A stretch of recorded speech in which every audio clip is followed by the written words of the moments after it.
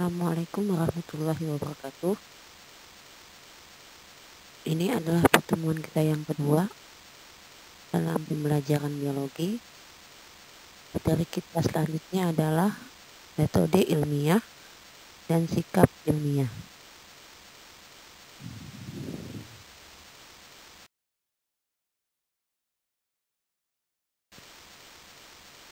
Baik, kita simak yang pertama, yaitu metode ilmiah.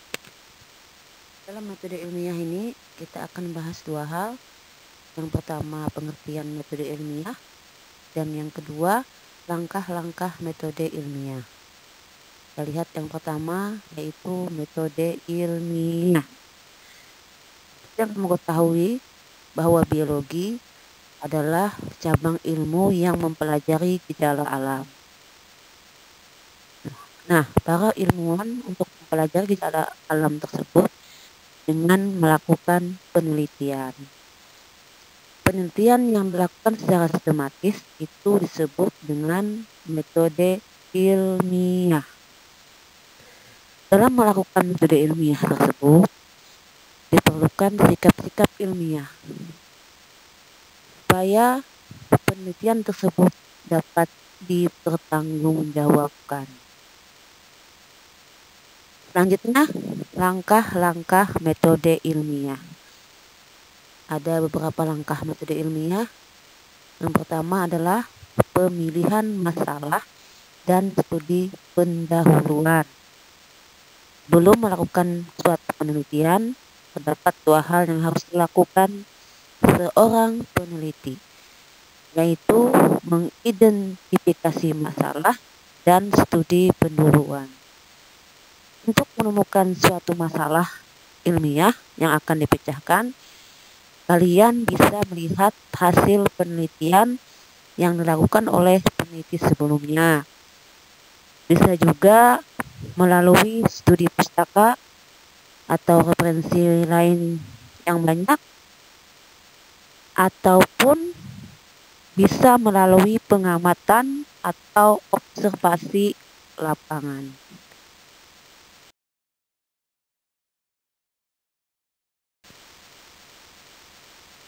Yang kedua, perumusan masalah.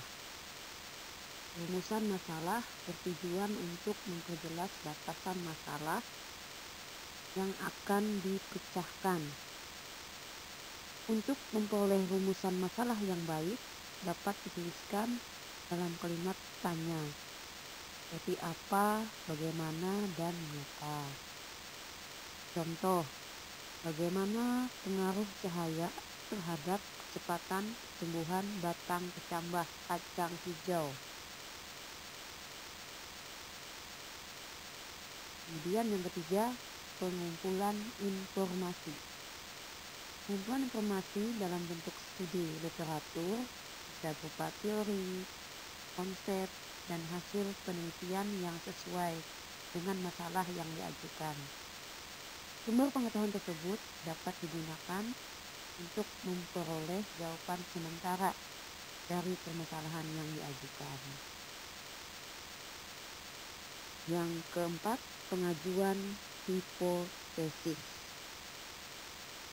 Hipotesis merupakan jawaban sementara dari permasalahan yang diajukan. Hipotesis ini bersifat teoritis, sehingga harus diuji kebenarannya. Contoh hipotesis. Cahaya mempercepat kecepatan pertumbuhan batang kecambah kacang hijau.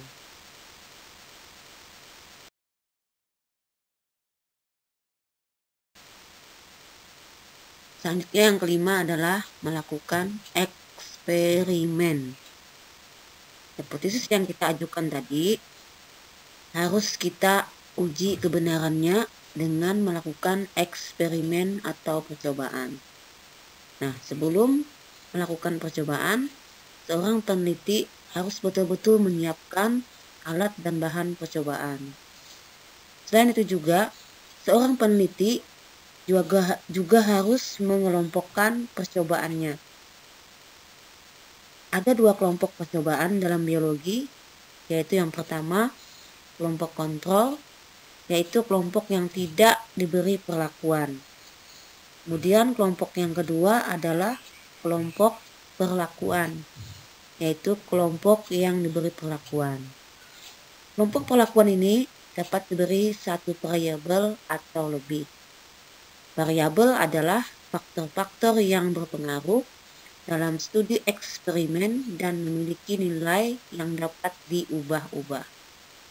Ada 3 variabel dalam eksperimen, yaitu sebagai berikut.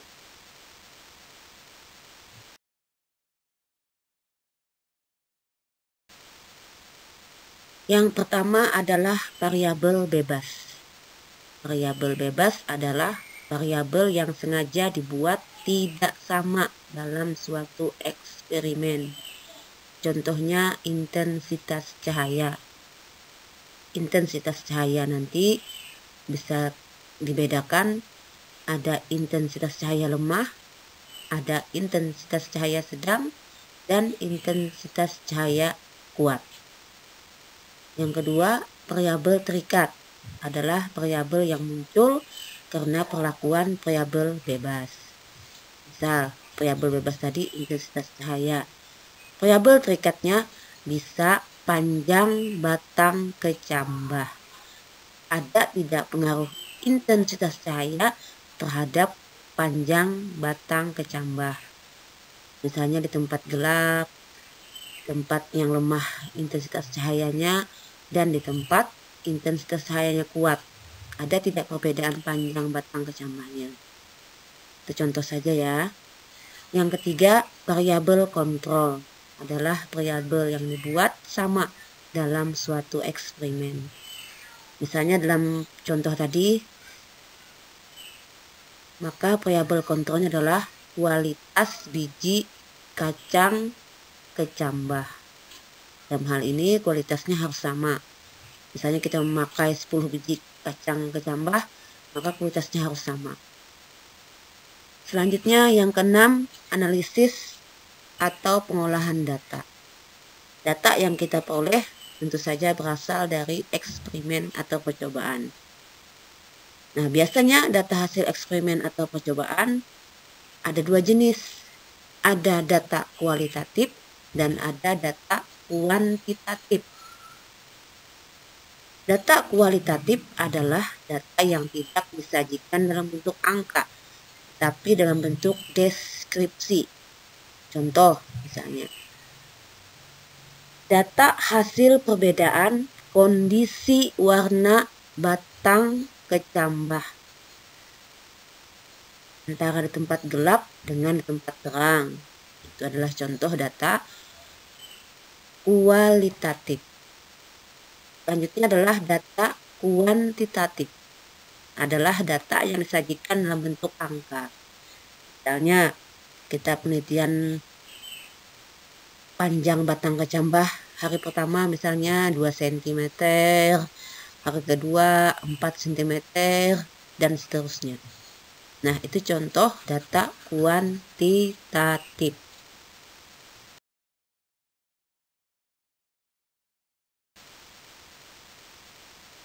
Baik, yang terakhir atau yang ketujuh daripada langkah-langkah metode ilmiah adalah pengambilan kesimpulan. Kesimpulan merupakan hasil akhir dari suatu penelitian. Kesimpulan harus mengacu pada hasil eksperimen. Ada 2 kemungkinan dalam pengambilan kesimpulan, yaitu kemungkinan hipotesis diterima dan kemungkinan hipotesis ditolak. Apabila kesimpulan dari hasil eksperimen sama dengan hipotesis awal, berarti hipotesis diterima. Sebaliknya, jika kesimpulan dari hasil eksperimen tidak sesuai dengan hipotesis awal, berarti hipotesis ditolak.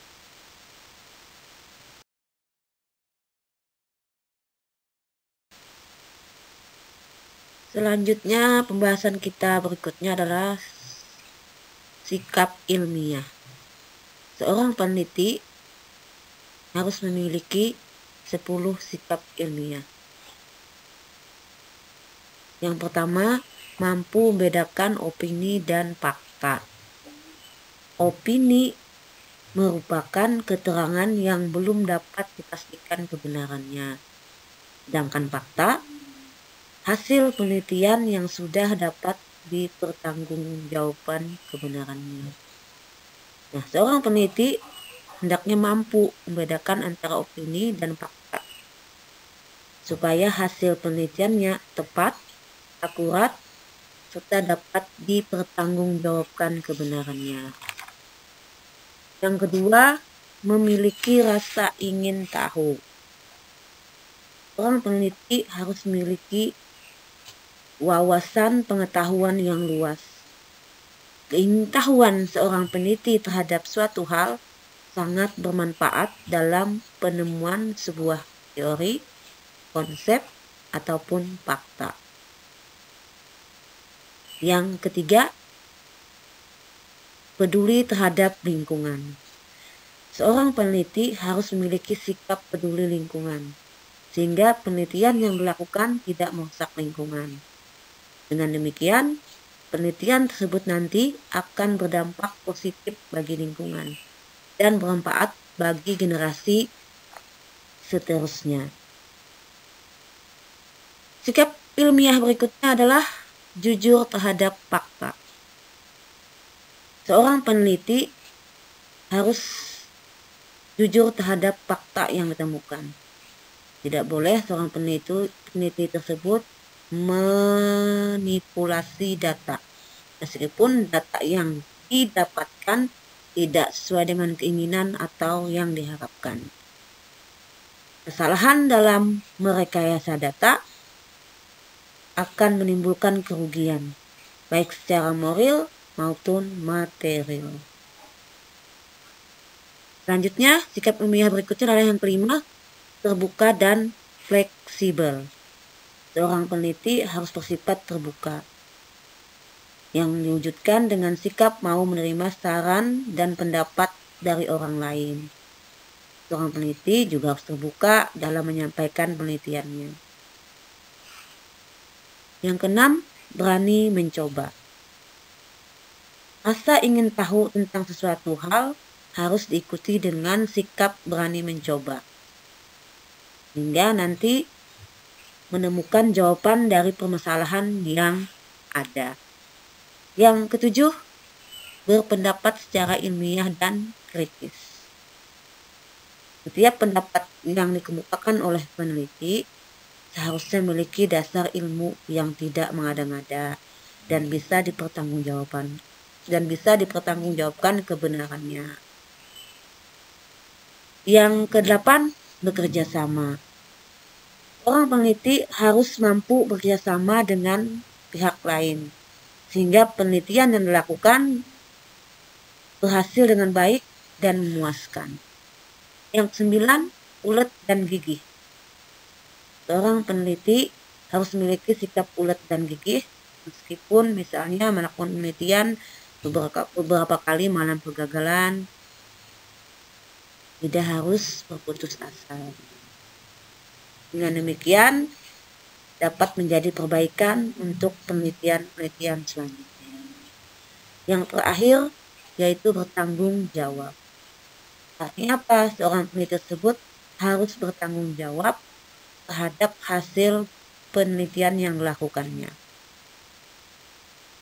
Ya, demikian pembahasan kita tentang metode ilmiah dan sikap-sikap ilmiah. Semoga kalian bisa memahaminya. Sampai di sini Ibu akhiri. Wassalamualaikum warahmatullahi wabarakatuh.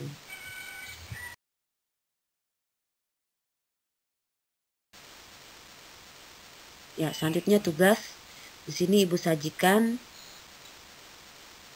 paparan dan data hasil suatu penelitian seorang siswa. Kamu bisa melihat di sini dia meneliti tentang 25 ekor mencit yang berumur sekitar 2 bulan. Dilakukan penelitian dengan perlakuan, bisa kamu lihat dan kamu baca dengan baik dan seksama, kamu pahami.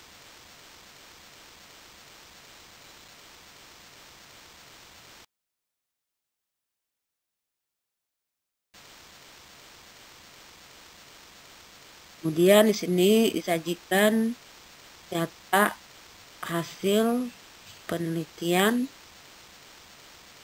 Bisa kamu lihat data hasil penelitiannya.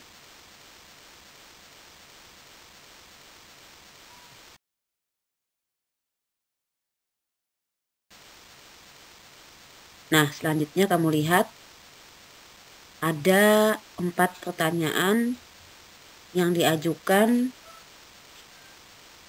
dari paparan hasil penelitian di atas. Yang pertama, buatlah perumusan masalah dan hipotesis dari penelitian tersebut. Perumusan masalah bisa kamu buat dengan menggunakan kata tanya, apa, bagaimana, dan mengapa.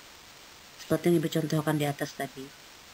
Kemudian hipotesis, kamu bisa menduga atau menjawab sementara dari paparan hasil penelitian tadi. Kamu jawab yang sekiranya menurut kamu itu jawabannya. Kemudian yang kedua, kamu tuliskan variabel bebas dan variabel terikatnya. Kamu sudah tahu tadi pengertian variabel bebas dan sudah tahu juga pengertian variabel terikat. Kamu lihat tadi di atas di data yang mana termasuk variabel bebas dan yang mana termasuk variabel terikatnya. Selanjutnya, yang ketiga, kamu tentukan kelompok kontrol dan kelompok perlakuannya. Lihat juga data di atas dengan baik, maka kamu akan mengetahui yang mana termasuk kelompok kontrol, yang mana termasuk kelompok perlakuannya. Dan yang keempat, kamu tuliskan kesimpulan dari penelitian tersebut. Artinya kamu simpulkan. Membuat kesimpulan mengacu daripada hasil eksperimen atau percobaan. Ya, demikian. Semoga kamu bisa pahami. Baca dengan baik soal. Kemudian jawab dengan baik soal. Oke, semoga kalian berhasil. Dan sampai jumpa lagi.